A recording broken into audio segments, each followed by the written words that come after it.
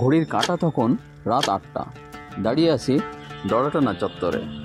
ভৈরব নদীর পাশেই দৃষ্টিনন্দন কালেক্টর ভবনের রাতের আলোর ঝলকানি দেখতে প্রতিদিন দর্শনার্থীদের পদচারণ অনেকটা বেড়ে গেছে। শহরের অনেক মানুষ এখন ভবনের চারপাশে হাঁটতে আসে। উদ্দেশ্য হাঁটার সাথে সাথে ভবনের আলোর ঝলকানি দেখার। মন ভোলানো নয়নভিরাম ভবনটি শুধু তাকিয়েই থাকতে ইচ্ছা করে।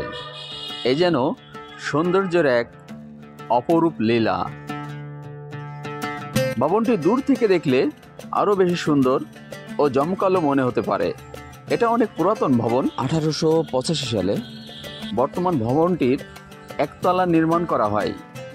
360 দরজার এই ভবনটি ওই সময় ছিল সবচেয়ে বাংলার দীর্ঘতম ভবন। আমি এখন ভবনের চারপাশটা ঘুরে ঘুরে আপনাদের দেখানোর চেষ্টা করব।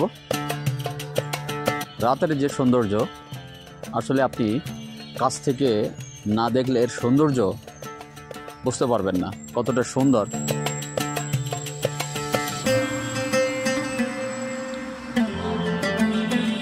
এমনি করে প্রতিদিন এখানে প্রচুর মানুষের সমাগম হয়, প্রচুর দর্শনার্থীদের সমাগম হয়। রাতের এই আলোর ঝলকানি ভবনটাকে আরো রঙিন করে তুলেছে।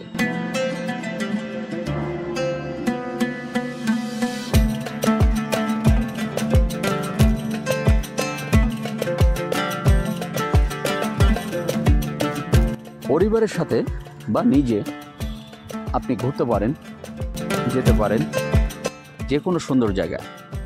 তবে এই ভবনের এমন কিছু সৌন্দর্য প্রতিটা মানুষকে মুগ্ধ করে দিতে পারে।